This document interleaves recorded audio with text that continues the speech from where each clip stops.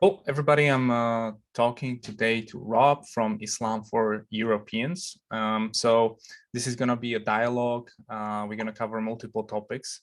But first of all, thanks, Rob, for stopping by and yeah, being with us today. Assalamu alaikum. Thank you so much, Jan, for having me on. Walaikum salam. So I'm kind of confused because you say Islam for Europeans, but you sound like you're from Northern America, right? Like you sound Canadian or American. So are you European or how's that? I'm of European origin, so this, Yeah. this group focuses on Muslims of European descent, both in Europe Okay. proper and the European outpost countries: Canada, United States, Australia, South Oh, Africa. okay. I was just confused that it's just for Europeans, but okay, got it. So I was just wondering, how long have you been a Muslim? I've been Muslim for 18 years. 18 years, mashallah. Okay, great. So I was maybe wondering, you've had quite a long journey. So you've mentioned a couple of points before we recorded. So what would you say are kind of the main challenges of, being of European, mostly white, but let's say there's some non-whites European as well, but mostly European convert who has no sort of historical tie to Islam or Muslim history. And, you have to navigate this new world that you've just discovered. People expect things of you. Maybe you should be supporting Palestine and you should be doing all these things, and you don't have any idea what this is about. How would you, from your experience, what would be kind of the main challenges for someone like me or you when they embrace Islam with and no support, nothing, no one in the family is Muslim, country is not Muslim, something like that? Well, I mean, I think, that's a very good question, and it's like, an onion. There's just so many layers to it, but I think the biggest layer, and I think you touched on it, is that Europeans are seen as the historical adversary of the Muslims. So we have no historical cultural identity with Islam. When you look at our African American brothers in Islam, converting to Islam for them is almost like a rite of passage. So, and that's great for them. They converted to Islam en masse, in the United States. So they already have, what we call a sub community and an identity that they can get behind. So, when an African American converts to Islam, they may have some negative reactions from their family. Maybe their dad is a pastor, but usually they have at least one other family member in their family who's Muslim, or at least their non-Muslim family can understand that Islam is part of their part of African American history. We look at Malcolm X, Muhammad Ali, and things of that nature. For Europeans, it's the exact opposite, right? So converting to Islam is seen as a complete rejection of one's identity, and that makes it very difficult. A, for Europeans to convert to Islam in the first place. B, to navigate or mitigate the situation with their family. And C, and when we look at the Muslim communities in the West, and they have good reasons for this. There's a lot of resentment, fear, and anger towards the West in general, and with Europeans in general. So that's not to say that they don't love us. Of course, they are very happy when we convert to Islam. But in general, these Muslim communities don't want to interact with our non-Muslim family, or are afraid to interact with our non-Muslim family. When they do, it's just, cursory interactions, or maybe they'll invite them to the mosque. But let's be honest, a lot of non-Muslims, especially non-Muslim Europeans, are terrified of entering a mosque. Even my father, who had a positive reaction to me converting to Islam, he had no problem with me being Muslim. He just didn't want to go to a mosque. It's just not his turf. So you're basically living in two different worlds. The most important factor to keep converts to Islam in the fold, or to keep them, on an even foot, on a good footing, is improving their relationship with their family. And that's just not, important for them, but also the entire Muslim community at large, because, hundreds of people, and we have a chance to, reduce their fears and resentments about Islam. But when you have two communities that simply don't interact with one another and don't want to interact, or even if they did interact, it would just make things worse. You have no no one to turn to, basically. So, you know, we can go on, but those are some of the main reasons why it's so difficult for Europeans to convert to Islam. And once they do, they have a very tough time surviving, basically. Yeah. Do you think that because of the history, like even us, we have a very kind of negative experience with Ottoman Empire, even though it wasn't that negative if I compare it to Russian history, like what Nazis did to us is much worse. But I don't know, we just have this sentiment that in the Central Europe that we just don't like anything foreign. And you can look at the map, like in Poland, Czech Republic, Slovakia, where I hang out, there's no Muslims. Like this is a place where Muslims don't go. They go to Germany, they go to the UK, sort of multicultural countries. But here it's like a very anti sort of Islamic, you know, environment. And do you think that the reason is because of this?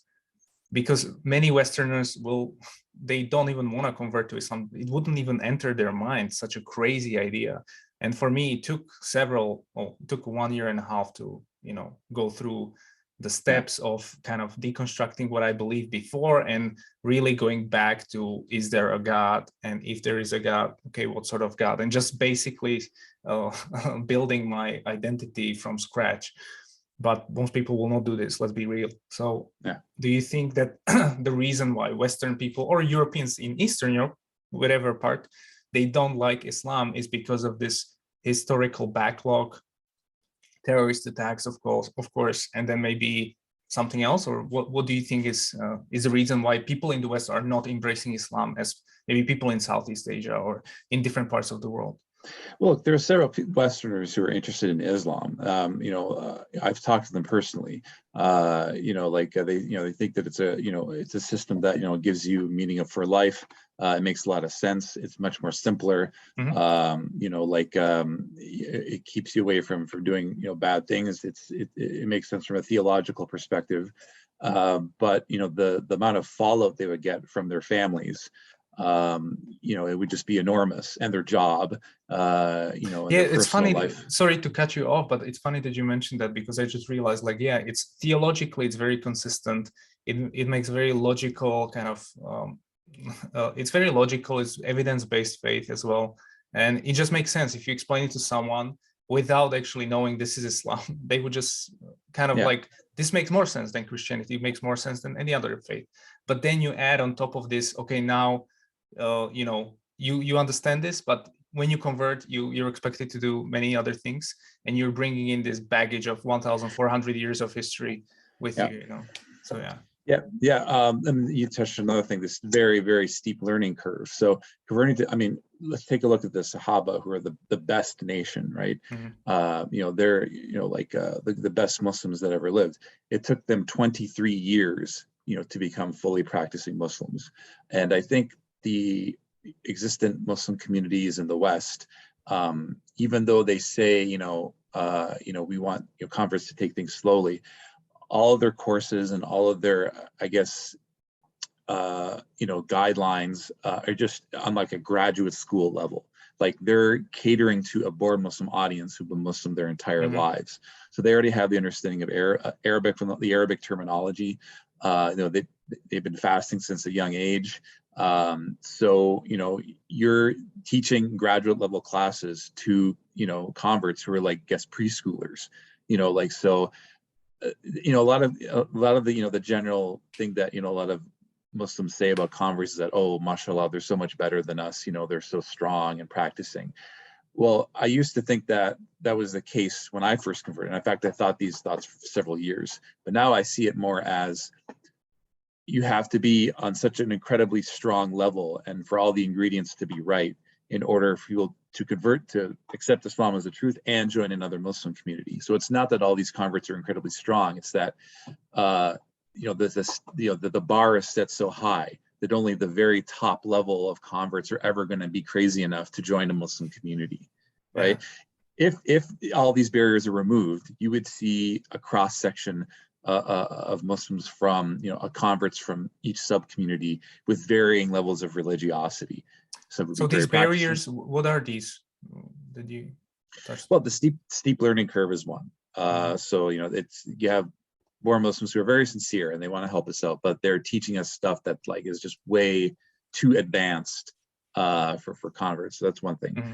Two is that, you know, the fallout from their families and their communities, and there's no one there or no organization or no other person you can talk to, you know, to help mitigate, you know, or Mm-hmm. improve the situation with their families. Three, you already said it, is the historical animosity between Europe and Islam specifically. You know, so you know, those are just three of them. We could go on. Yeah. So that's what's preventing. And on top of that, normally, like when we see the spread of Islam in the world, right? What would happen is that the people in that region who converted to Islam, even though they were practicing Muslims, they would keep everything else in their culture, or anything that's not related to religious practice, the food, the dress, Mm-hmm. the architecture, you know, the sports and games, the language, that would all stay, right? So if you look at China, if you look at Islam in Xi'an, China, you know, you don't look like, when you walk into Xi'an, China, you know, you don't feel like you're in the Arab world. You're in China. The mosques, they look like, you know, Chinese temples. Mm-hmm. They've synthesized Arabic and Chinese. All the food there is Chinese, you know, but it's halal. So it doesn't feel foreign to them, you know, so it's a lot easier for people of Chinese background to convert to Islam. And on top of that, I guess the Muslim spokespeople, when they criticize China, they don't criticize the people of China. They criticize the CCP, Mm-hmm. because we already know that there is an existent Chinese Muslim population that's visible there, right? You know, whereas opposed to when people criticize the West, you know, as the enemy of the Muslims, you know, it's the West, it's white people, it's, you know, it's like a collective blob. Like we don't have, like, you can't go to like Kansas and see like a whole community of white Muslims there. We don't collectivize. That's the difference. So yeah, and when Muslims have applied this type of dawah strategy, where, you know, you allow the converts to keep their cultural identity and, you know, collectivize and handle their own affairs, the results have been enormously positive. Like when we look at Chiapas, Mexico, you know, there is a whole community of Tzotzil natives in Mm-hmm. Mexico who converted to Islam. They, you know, they still speak Spanish. The food they cook is still part of the region. You know, they combined Islamic and their regional dress, and they converted to Islam en masse. And now they're an existent Muslim sub-community. I already mentioned the African American Muslim community. There's Islam and Spanish in the United States. You know, they cater to Latino and Latina Muslims. So this makes it a lot easier for converts to, you know, show their families that you can convert to Islam, but keep everything about yourself. But in Europe, that's not the case, because, you know, us as European converts, we have never collectivized.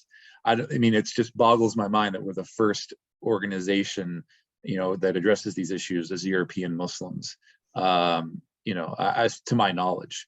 But, you know, the reasoning is simple. You know, you just look at the success rates of, you know, of when Muslims have employed this strategy, you know, like it's been enormously successful, as opposed to the assimilation strategy, which was tried in Canada and the United States and in Europe for the longest time, which is just, you're not Spanish, you're not French, you're not British. Once you convert to Islam, you're not white anymore. Let's just all be Muslim. And it hasn't worked. It's just been a complete turnoff for Europe. So. Mm-hmm. Yeah, I saw this specifically in this war with Ukraine, where I'm part of NATO. My country is NATO, right? So Muslims hate NATO because of what they did in Afghanistan and other countries, right? But I need to support NATO because Russia is attacking us. So, like, you know, I have this conflict now. I'm much more closer to Ukraine than to Afghanistan.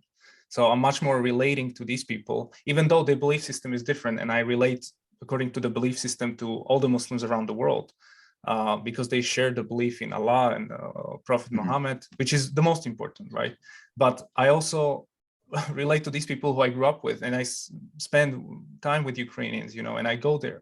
And so I can't just abandon that, like, oh, okay, I don't care about this. So I see this like problem sometimes, you know, you might have as someone who lives here, where your history, your entire upbringing is completely opposite to the Islamic history and the Islamic upbringing, you know. And so, yeah, it's just difficult to navigate. I mean, as you've mentioned, only a few will remain. The Muslim converts I know are very strong. They've been on the deen for several years, but I don't know, it's a few of us. It's not a lot of us, you know. Imagine traveling to Bucharest one day, Jan, and there's an Islam for Europeans chapter there, right? It's just, maybe it's like an abandoned church, and it was turned into, an Islamic cultural center, but it's run completely by Romanian converts, right? And all the classes are in Romanian. It's run by Romanian brothers and sisters. And yeah, all Muslims are allowed to pray there. Like, we're not being exclusionary, but they are Romanian Muslims, and they have kept everything about their culture. The iftars is going to be Romanian food. The sports and games are Romanian, and when they go for Eid and Jummah prayer, they wear the traditional Romanian dress from 18th, 17th century, but it's in an Islamic style. That's how you grow. And then it'd be a lot easier for Romanians to convert to Islam, because if you look at the European right, it's divided into two factions. Basically, you have the one faction that's basically the anti-Islam faction. They just hate Islam. I mean, if they don't care so much about immigration as much as if they convert out of Islam and convert to Christianity, then it's okay. Like, this is like the Tommy Robinson crowd. Right. The other faction is basically they see Europeans' birth rates are dying out, and they see that their culture is dying out. So it's not Islam per se. It's the fact that you have non-Europeans coming in and basically replacing us in like 100 years. So if you have this kind of model for Islam for Europeans, in every city in Europe, you have a chapter. And if Europeans are interested in Islam, the mosques that are run by the immigrant population, they'll just refer them to the Islam for Europeans chapter, and then the European converts take from there. Then you start to grow a pool of European Muslims, and then they'll marry each other, and then they have kids, and then their kids have kids, and then you grow the European Muslim community from the ground up without having to move anyone, without having to put them into pogroms, without having to put out have refugee camps or anything like that. And then it would just change the game overnight. I mean, Islam, that faction would be like, okay, yeah, we don't have any problem with Muslims now, because Islam is seen as a force that allows us to keep our culture. Yeah. So that's what. I just had a follow-up question on that, because this is something I'm dealing with right now in Slovakia and also here in Czech. But I'm planning to go back, and in the past few years, maybe 2-3 years ago, we had a lot of converts. So just like me, no affiliation to Islam, they just became Muslim, but confusion happens. Like, when I first became Muslim and I went to a mosque, it's just like 20 Arab guys sitting there screaming, it's like, I don't belong here. I don't belong here. But then I had to overcome this tremendous fear I'm going to be killed or something, this is also my problem, right, that I had. But then everything is fine. I like them all. But it's just like, it would be much more simpler if someone like me came and say like, hey, I'm your buddy now. What do you need? Come, I'll take you to the mosque or whatever. So I'm just wondering, how do you build that local Islam? Maybe in like Romania, you've mentioned, they also have some historical background to Islamic history, which is different. But we have some already revert couples. We already have like, one of my good friends here, Czech, he has a Czech wife who's also a convert, and she wears full-blown hijab, and he also has a big beard, and they are like a first couple I know, which is like 25-year-olds, after the university together. And we also have like local e-commerce store where we sell, there's a girl who sells dresses with Slovak traditions, but sort of like Islamic standards, right? And so my idea is because there are organizations, there's many, like, if let's say there's a CIA and they want to infiltrate the Muslim community here, they won't be able to. There's like 7 organizations which have no affiliation. It's very confusing who's running what, it's just like a mess. Each organization has their own, like, this one is from Kuwait, this one is from Egypt, this one's from here. They don't talk to each other. They are like strange, right? And so I'm missing this like local, like for locals, even though it's not a lot of us, but it's needed at some point. Even if those guys in those mosques or those organizations, they speak some Slovak language, but they are from Egypt. I can hear their accents. I don't relate to them. And it's just gone. Like, they eat kebab. I want to eat halushki, which is my dish, my national dish. I can remove the bacon, which belongs there, and it's fine. It's halal. So it's like, SubhanAllah, how do you, what are the first steps? Because I'm thinking of creating an NGO and just slowly, besides dawah, just slowly supporting the locals, and then on top of that.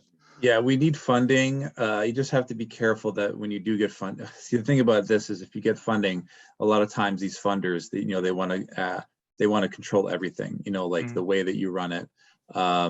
And the other issue is if we were to theoretically, let's say we build this mosque in Bratislava that's run by Slovakian converts, it's just going to be 99% of the congregation's, going to be immigrant Muslims, just by default, just by numbers wise. So I guess you have to first, get this idea to percolate in heads of the Muslims, especially the converts, because our biggest detractors so far have been other European converts. Everybody else agrees with this except for white converts, because they're trying to go with this assimilation model, like they want to try to fit in. But the born Muslims are like, no, you should. This makes a lot of sense. You should, you guys should get together and form a wolf pack, and work on giving dawah to your own people. This is actually what Malcolm X said in his autobiography. If you read the autobiography of Malcolm X, he says that white people, anti-racist. I guess he didn't think that whites would convert to Islam en masse at that time. They should create all white groups, and so they can, properly, teach anti-racism to their own people instead of trying to, insert themselves into the African American Muslim community. So we have to instill this idea. It still has to be an idea that has to percolate in people's heads before we, get this started. But, you can always start small. I mean, you create your own chapter and just, meet at people's houses and, have iftar there, and just collectivize and get this, kind of this group mentality going. You still want to maintain good ties with the immigrant Muslim community. You still want to give them all of their Islamic rights. But I think the step one right now is changing the mentality of both born Muslims and converts, and help them understand that there's nothing Islamic about this. I mean, even the Aus and the Khazraj, like they had their own battle flags, during the war, and that was to show that even though Muslims were united, they were still, it wasn't a negation of one's tribe. So it's going to be a challenge, but I think there's a lot of positivity around our ideas, and this will have immediate benefits. I mean, once we get this thing off the ground, it's just going to catch on, like wildfire, and you're going to start to see that eventually, once you get your numbers up and you have more Slovakian converts, maybe at least 100 or so, then you can open up your own center. And it's got to be you can't build it like an Arab style mosque, like take an abandoned church, and just keep all the culture, keep everything about your identity, but just get rid of the un-Islamic stuff, and then you can go from there. So that's what I recommend. Yeah, I agree with that. I think that's way down the line, any mosque or something, especially in our country where we have to have 50,000 signatures. So that's kind of going to be a problem. But just before that, just supporting the local Muslims, having Slovak versions of the Quran, which we now have, which is good, having the support system, some people studying in Medina. Then there's this in-group fighting, sectarianism sometimes, even from Slovaks. So it's kind of like, there's many challenges. But when I read the biography of Prophet Muhammad, peace be upon him, there's so many things he had to navigate. Like there was never some chill moment. There was always someone trying to one-up him or try, even from the Muslims and hypocrites and all that. And he had to always kind of navigate that. So it's never this beautiful picture. We assume that everything was amazing. He always had to negotiate and make treaties and peace even inside the Muslim Ummah. And so I guess this can't leave. We are humans. We disagree.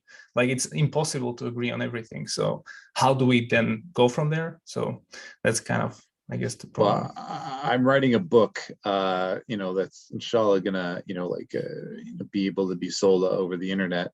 It's going to be called, How Islam Can Save the West. I'm in the process of writing around. It's going to take a lot of research, but I think literature is a really important thing, and getting the word out, because all of these ideas sound great, Jan, but when you present this idea to many different Muslim groups, their knee-jerk reaction is going to be to reject this idea. They're going to say you're dividing the ummah, and we have to understand why they think that way. It's because they see the fall of the Ottoman Empire as due to "quote unquote" division, right? They kind of want this kind of like pan-Islamic, identity, and they see, and on top of that, a lot of these Muslims have been oppressed by nationalist governments. So in Egypt, you had Nasser. In Syria, you had the Assad regime. These are all nationalist governments, and they would put the practicing Muslims in prisons and things like that. So when they think of this idea, they think it's like a nationalistic idea. And that's why I guess no one ever really thought of this. I mean, there's been so much opposition to it, because when Muslims actually, when they came to the West, they kind of kept this idea with them that we should all be united as Muslims and let's not be divided at all. So when they see, the Turkish community open up like a Turkish center, or the Bosnian community open up like a Bosnian center, they think, oh, this is just going to cause division. I mean, I get where they're coming from, they look at the seerah of the Prophet Muhammad, peace be upon him, and they think, we need to do what they did. And in a sense, that's true. Muhammad Sallallahu Alaihi Wasallam and the Sahaba are our role models. You can't just copy and paste what happened in the 7th century and just apply it to like a 21st century context. It's just like there's a mosque in Toronto, this neighborhood called the Danforth. It's called Medina Masjid, right? And the Danforth is the most multicultural area in North America. Like there's literally hundreds of nationalities there. This mosque is like 95% of the congregants are from a South Asian background. That's not a coincidence. I mean, it's run by South Asians. The food is South Asian. Classes are in Urdu. And this is just natural. I mean, people just have natural affinities for one another based on language, culture, nationality. This is just the reality. I mean, and this mosque has been here for like generations. So, and then again, they're fulfilling all the rights of a Muslim. So they're not saying, oh, you have to be South Asian to enter here. Any Muslim can pray there, right? And this is what we see throughout the West. Like, you have literally dozens of organizations that are based off, nationality, ethnicity, language, culture. And, these Muslim organizations that are saying, Islam for Europeans is going to create division. They should be protesting against these organizations day and night, because if what you want is this kind of homogenous blob of Muslims, I mean, Allah said, and among his signs is the creation of the heavens and the earth, and the differences in your languages and colors, right? So this idea that we should just get rid of that, I mean, that's just ridiculous. Islam never came to just make us all just one, just subgroup, just one homogenous group, so inshallah, I mean, people will start to see that this idea is going to gain ground really quickly. It's just getting the word out there and the literature out there so we can, change the game. And inshallah, once we start doing it, I mean, we'll see incredible results, inshallah. And then, other Islamic organizations will take heed and be like, yeah, you know what, let's support this idea. And inshallah, our dream is to have an Islam for Europeans chapter in every city in Europe and in the West in general. So. Yeah. So the next step, I guess, once you sort of establish support, you have the basics laid out, you have a vision for a local center or something, you have a group of converts now, you're matchmaking, you're trying to build an ummah of local people that is also open to others, like we're collaborating with all the Muslims. But the next step is like, okay, we have this base now, what about the dawah? The local dawah, how do we go about this? Because it's literally non-existent. When I say non-existent, you can't even say anything. I have a YouTube channel now, and I think I'm the only one on the whole Czech-Slovak thing where I talk about this, because most people don't want to show their face. They don't want to share their name. They definitely don't want to talk about Islam, because you face work repercussions. People start recognizing you. You get threats, all these things. So like, subhanAllah, who like will do this, you know, stuff. And then you have the face-to-face dawah on the streets and all that, but we need like more strategic approach to. We have some people in the government, mashallah, who I know are Muslim maybe, and there are people in the ministries as well. And so like we need to like focus on also these business leaders, these politicians, and maybe some of them become Muslim. That's when you kind of change the perspective, right? If it becomes something like not that strange, you know. So I don't know if you have any thoughts on that. Well, the way dawah is done now, okay, have you ever, there's a researcher, like a social psychology researcher, his name is Prochaska, and he had this 6-stage model of transformational change. It's usually used for things like, you know, weight loss and stop smoking and stuff. The 6 stages are pre-contemplation, contemplation, preparation, action, maintenance, and termination. Right, so it's a, you know, the 6 stages of, like, say if you want to quit smoking. Pre-contemplation is like, I'm not even thinking about quitting smoking. You know, contemplation is like, okay, now I'm starting to think about it. Preparation is like, okay, I'm getting ready to quit smoking. Like, what do I need to do to get ready for that? Action is actually quitting smoking. Maintenance is, okay, I've quit smoking now. I just have to keep it up. And termination is that I don't need, you know, the help of like the patch or anything like that anymore. You know, like I don't need the resources. Most of the dawah in the West is totally focused on the action stage. You know, there's nothing on maintenance, very little on maintenance. It's just basically, okay, now you're part of the Muslim community. You just assimilate into this Muslim community that doesn't want to talk to your family, and your family doesn't want to talk to them. And, you know, let's turn this person into the next sheikh, you know, which only a thin slice of converts are ever going to want to do. And they're not focused on going from pre-contemplation to contemplation either. So, you know, like they don't think, they think, I just want to convert people to Islam. Let's see how many shahadas we can get. You know, it's really a very, you know, like flawed understanding of how we do dawah. You know, because, you know, sometimes it's just getting someone from absolutely hating Islam to not hating it as much. And for born Muslims, that doesn't mean much to them because, you know, they don't have a non-Muslim family. They don't interact with non-Muslims on the street very much. So someone going from absolutely hating Islam to, you know, not hating it as much, they don't care about that. But for us converts, it might mean the difference between being kicked out of our homes and being able to stay. It might mean the difference from being written out of our wills to staying in the will. So, you know, we have to take this holistic approach where we're changing the opinion about Islam. And that's why this idea of a regional convert identity, you know, a lot of born Muslims can't see it. You know, they're just saying, oh, it's just going to give more power to, you know, right-wing European groups, which is an absurd idea. But really what's happening, if you implement this idea, the whole mentality about Islam will change in Europe. Because like I said, there's a faction of Europeans on the European right. Their problem isn't with Islam. Their problem is that, you know, we're losing our culture, we're losing identity, birth rates are just plummeting. And, you know, if Islam provides a solution for that, that's visible and tangible, you know, then it's not going to be, Islam will not be as much of a problem in Europe. And then, you know, and like you said, like, you know, you may be able to show your face to talk about Islam if, you know, years down the road, if we implement this idea, or you may not, you may be able to go to a mosque, you know, and not, you know, like be attacked by like, you know, anti-Islam groups.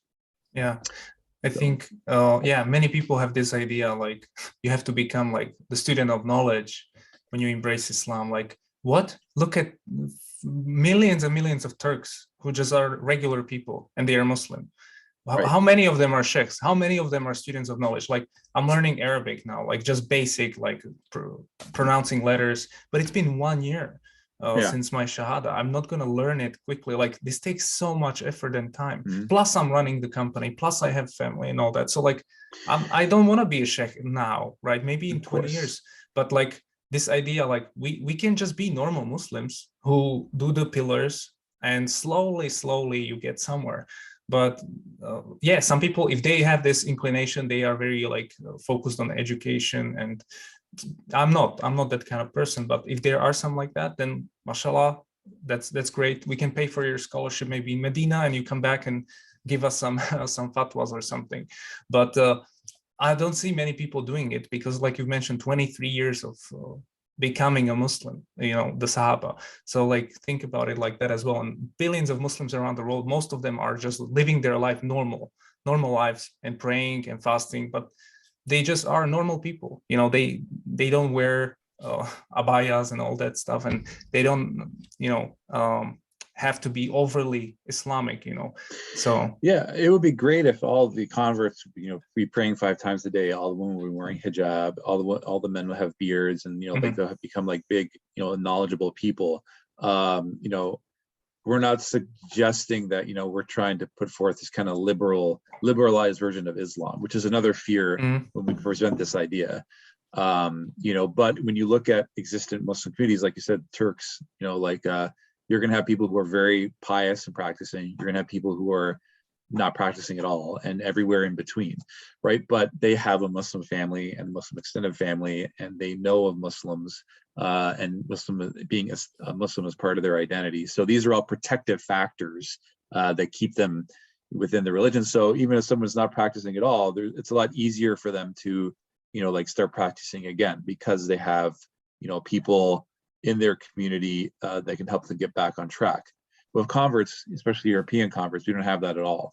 So I think the question is really, there's the straight path of the Quran and Sunnah, right? But sometimes you have to find a balance if you're talking to someone about Islam, between sugarcoating Islam to making it sound liberal to being too harsh, because it's a thin balance, especially when you talk to someone like, not like me now, but like in me 2 years ago, I would be kind of like questioning a few things, what you're saying to me. So that finding that balance between presenting the correct version of Islam without sugarcoating some things, but without being too harsh on like this, and you have to have a beard and it's fard, and you have to, do all these things, I don't know how to navigate that. I don't know if you any thoughts on that.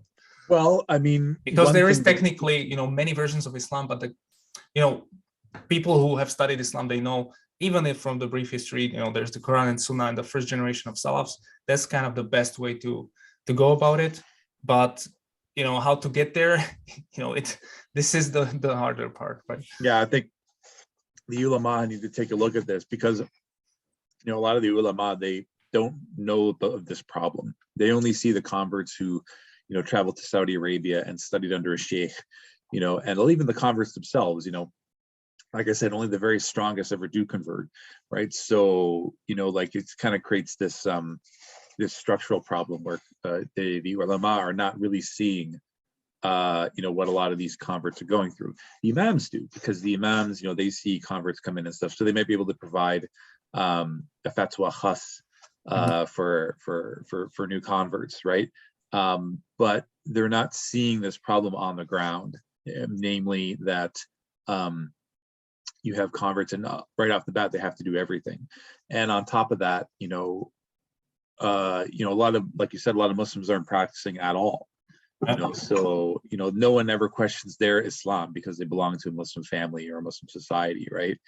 They're just Muslim on paper. They can still marry another Muslim and things like that. So, but for converts, if we miss Juma prayer once or twice, a lot of people will think, oh, he's left Islam.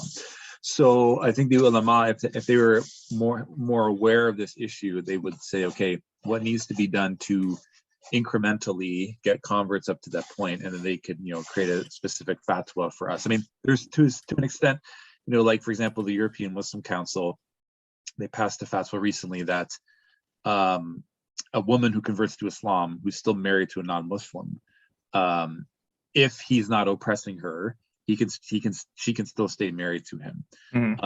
And that's not a liberal idea. They looked at fiqh. They looked at there were many cases in which the female Sahaba did convert to Islam when their husbands were not Muslim, and then when later on when the husband converted to Islam, they didn't have to create a new marriage. That means the marriage is still valid. So that's a valid opinion. But the thing is, when you try to present this idea to a lot of Muslims, they think you're trying to liberalize Islam, when really we're just trying to survive.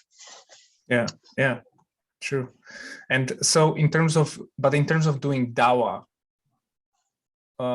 you can't just lay all that stuff on someone who's just interested in Islam. So how do you go about, sharing the message of Islam without giving them too much to overwhelm them with the strict rules that follow maybe at some stage of their development if they convert, right? Because you have to kind of lay it out in the steps. And yeah, you might say, oh, you just need to pray and fast, that's all, and then give charity. But that's not true. Like your entire life is changing. You're thinking about Allah all day long. You're trying to avoid sins. Just this is jihad enough. Like just so many things you're doing. It's taking alcohol, all relationships. So how do you, in terms of dawah, I'm asking, like sharing the message, but being correct, but not being too kind of like harsh with them, just like. Well, a lot of dawah should just be focused on, our aqidah, our theology, our belief in Allah. Who is Allah? What are His names and attributes? And the seerah, of the Prophet Muhammad, peace be upon him.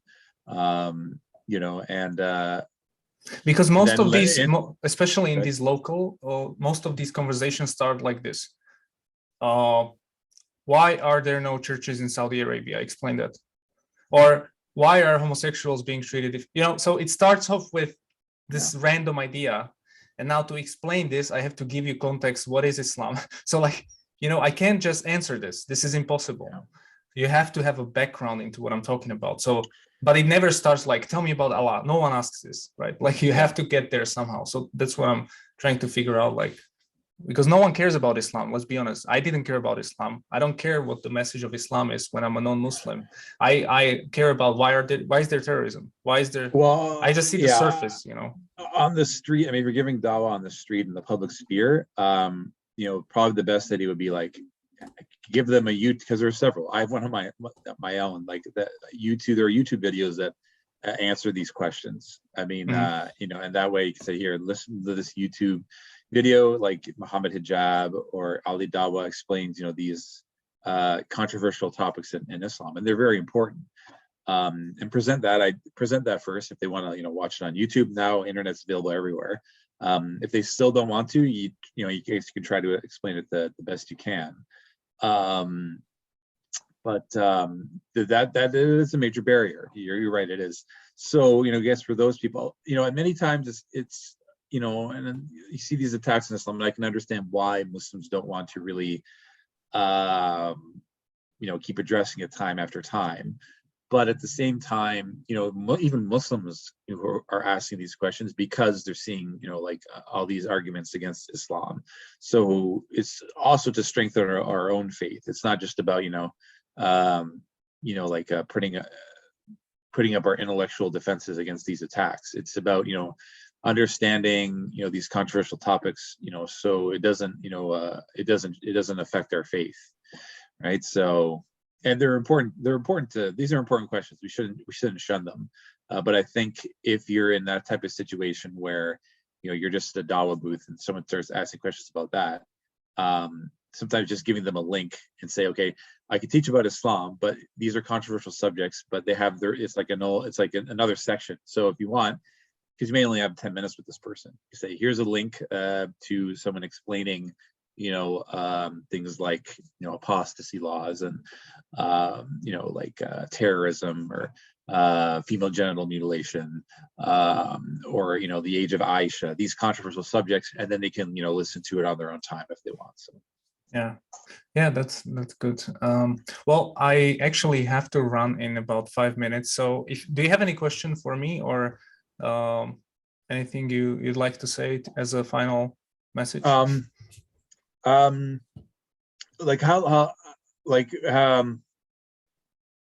I guess you have so many barriers to getting Islam started in Bratislava.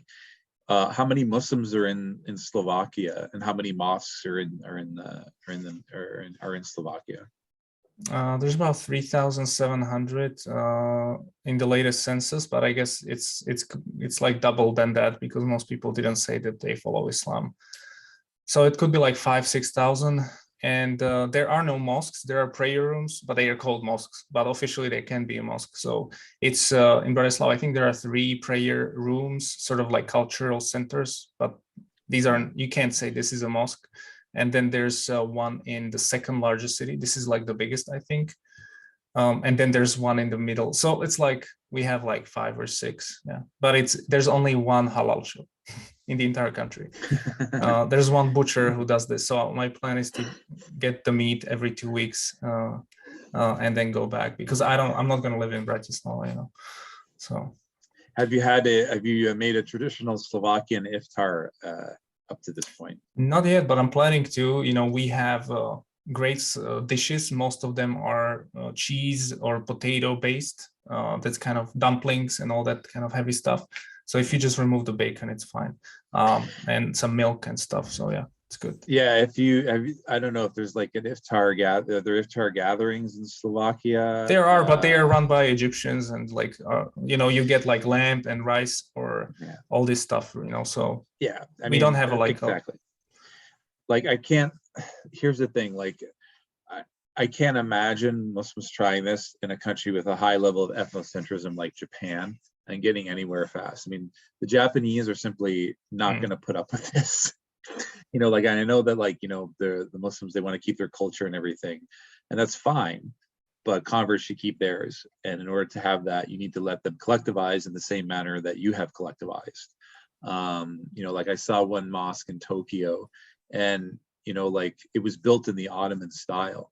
And I just think to myself, like, if this is their, like, they're just asking for trouble. I mean, like, even pagodas that are like Buddhist temples in Tokyo, Japanese nationalists still see that as like, you know, like an example of Buddhist hegemony. So, you know, there's no limit on, you know, what a mosque should look like. So if inshallah that the first mosque is built in Bratislava, it should be built in a Slovakian definitely, because style. it doesn't fit the architecture. Then it looks strange, like it doesn't belong here, this round thing, like we don't have this.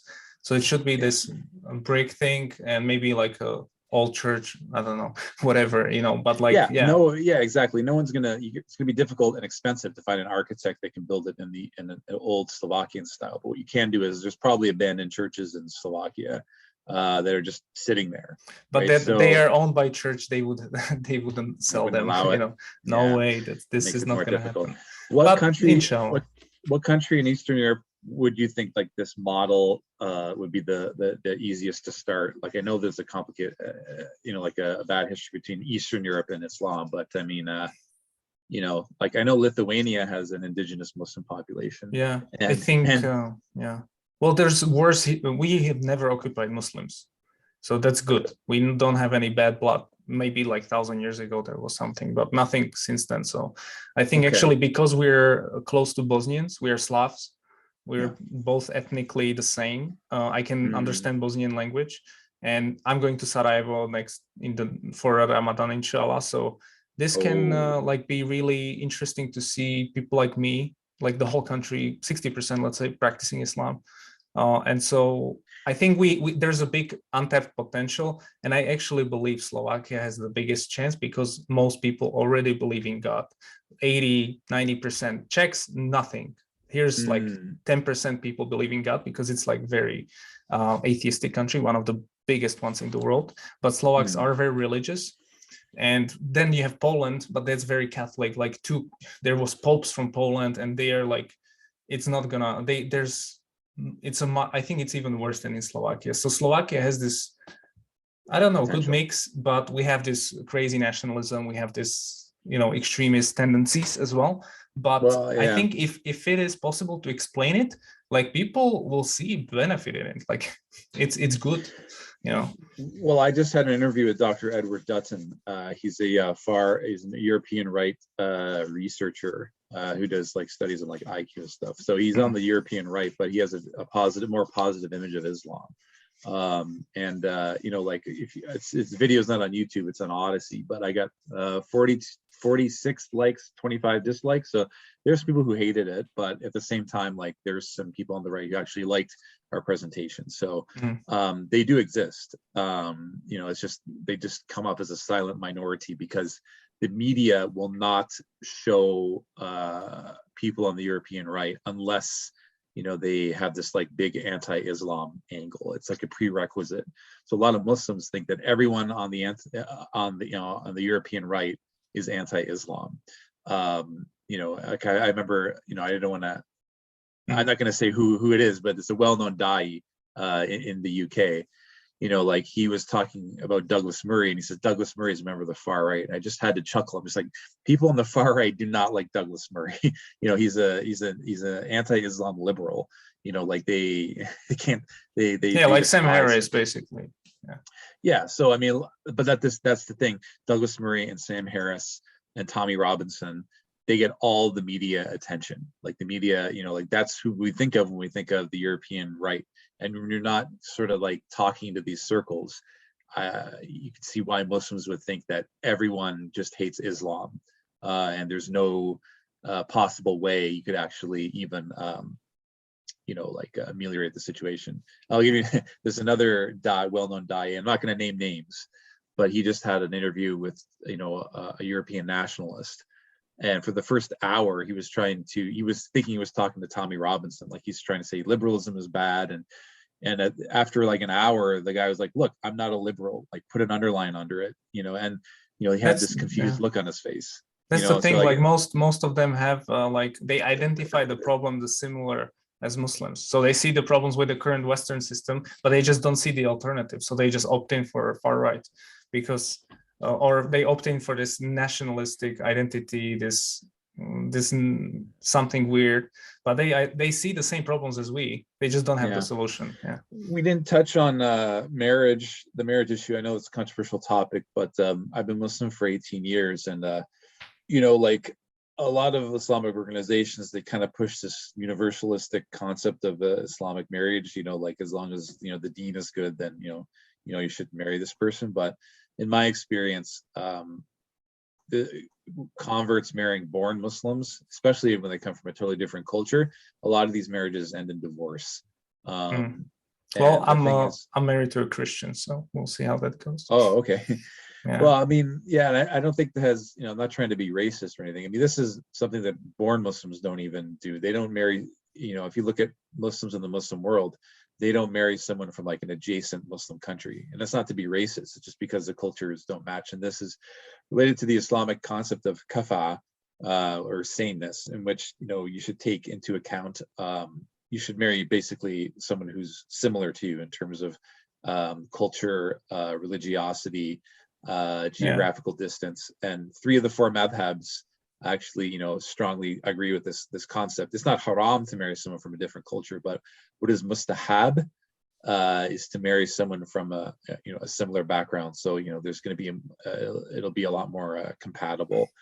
Yeah. So, by the way, I have to go because I'm already in another meeting technically. Okay. So, but it was great talking to you, Rob, and I hope we catch up some other time. So, Jazakallah khair for all the advice, and let's stay in touch for sure.